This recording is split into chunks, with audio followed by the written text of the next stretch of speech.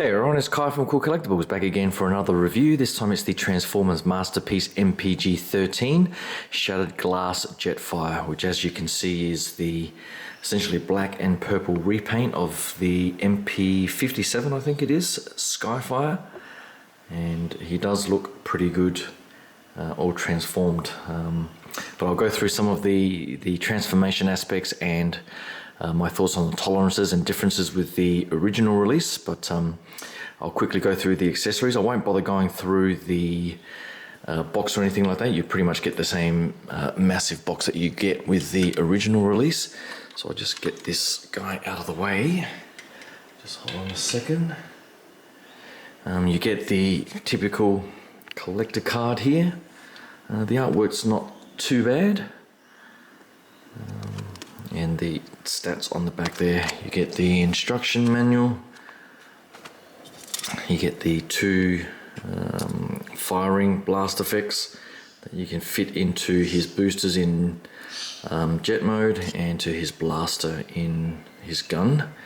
And his gun is here, which is very similar to the original release. I'll do a quick side by side in a second, but it is a nice gunmetal paint application there. You get the connector piece to the base, which is a little bit of a kick in the guts considering they did not include the base this time. The cost of this set I don't think is that much cheaper than the original, to be honest, but they did not include the stand.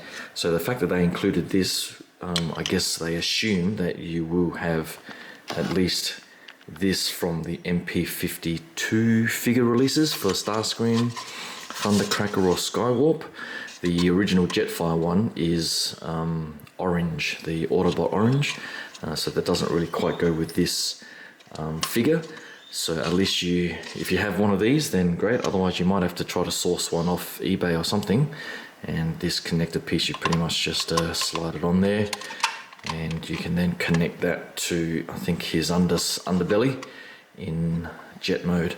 I do remember that being an absolute pain in the ass on the original, so I'm not quite sure how I'm going to display it. I guess typically all of my repaints I display in their non-robot modes, so I will transform him back into jet, and so I'll have to figure out again how to put him on here and have him look decent on display, but I'll take some photos after I get him back into that mode. But that's pretty much that accessory there.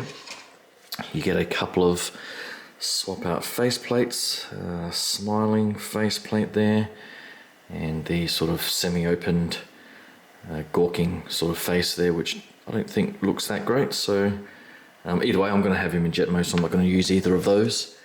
And then you get the swap out insignias, which I guess in terms of shattered glass, I really do hate the whole concept of the good guys being bad and the bad guys being good, where they color the Autobot insignia purple and the Decepticon insignia the red. I would have just preferred if they had done that in purple. It would fit the figure much better, I think. So I'm just going to keep it with the blank plate for now, I think. But I'll get the figure back over here for a closer look. Alright, so here he is up close, and as you can see, most of the figure is unpainted black plastic, which is a definite shame. I think there are some painted parts. There's definitely the gunmetal silver there on his feet. I think there might be some painted areas around the hips here where they do feel a little bit like die cast, but everything else, the arms, thighs, legs, everything up the top here you can see is unpainted black plastic. It doesn't come across as too cheap, but in comparison to the stark white of the original, where there was maybe a little bit more paint, I think this does not look as good in comparison. I think I never got the MP-44 Nemesis Prime repaint. By all accounts, that one was unpainted black plastic as well, which is a shame. I think the only other black repaints I've got, Loud Pedal, I guess the old MP9 Rodimus Prime black repaint. I guess overall they all look fairly similar next to each other.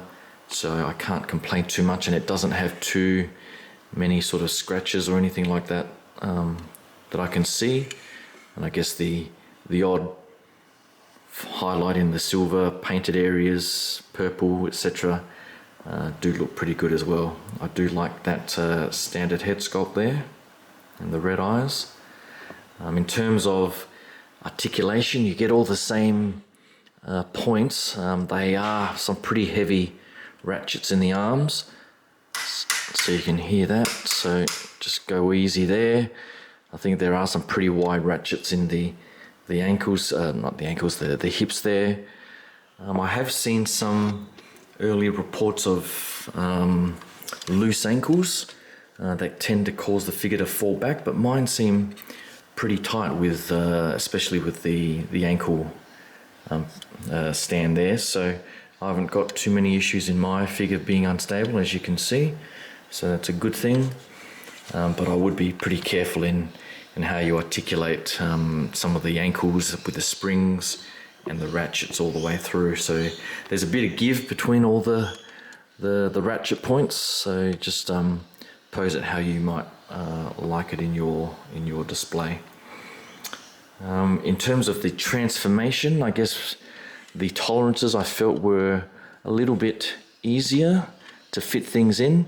The original definitely had some issues with this whole backpack section folding together. It seemed a little bit easier this time, and following the Takara instructional video where you're pushing all of this lower section up before you then push the sides of the backpack together, that really does help to fold everything neatly up, so you get this bottom section here up all aligned to that point there.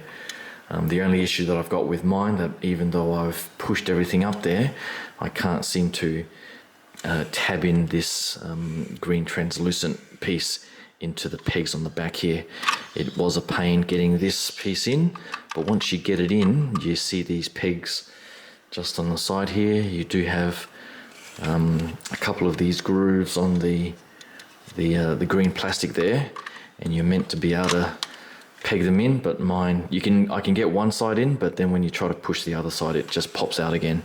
So I don't think that's a problem in the jet mode, so it probably won't matter too much to me once I get him back in there. So the only other problem I had, there were some issues originally in pulling this whole assembly back down again.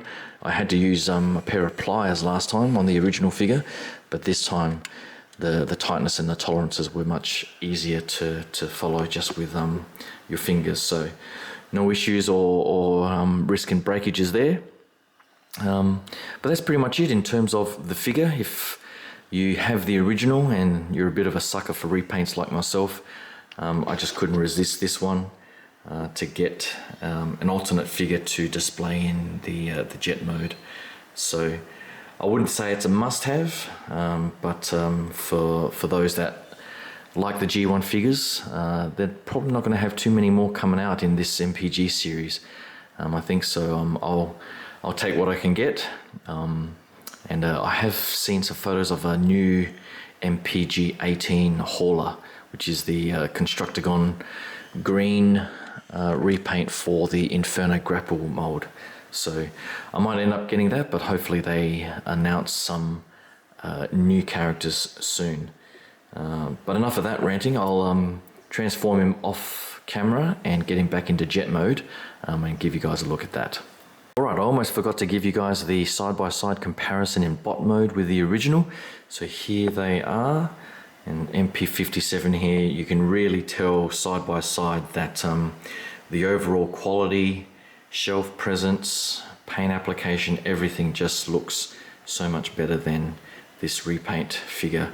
I think all of this white here is just a beautiful sort of matte white paint application, and then you get the red highlights there. Love the silver.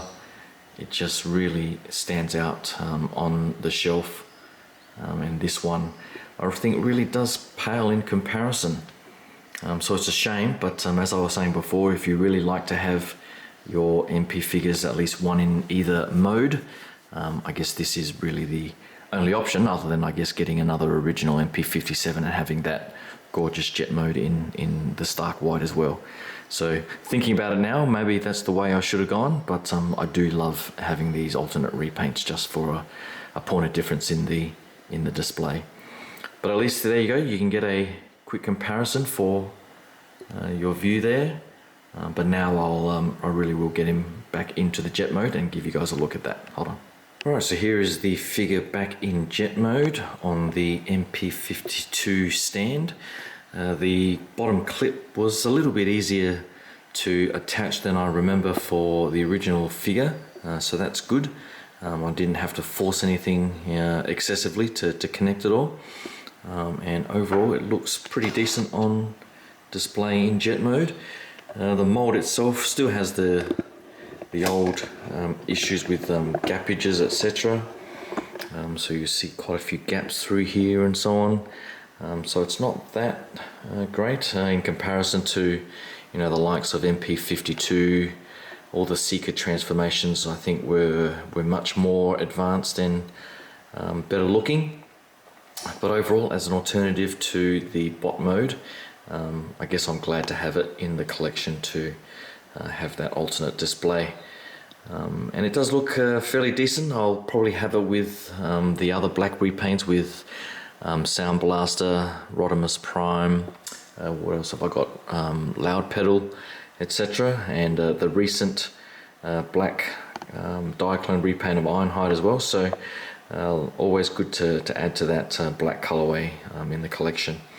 But hopefully you like that quick look at the new MPG-13 Shattered Glass Jetfire. Hopefully they do release a few more figures in the series and not just repaints, but I guess we'll all just have to see how they go about extending the line through the next couple of years.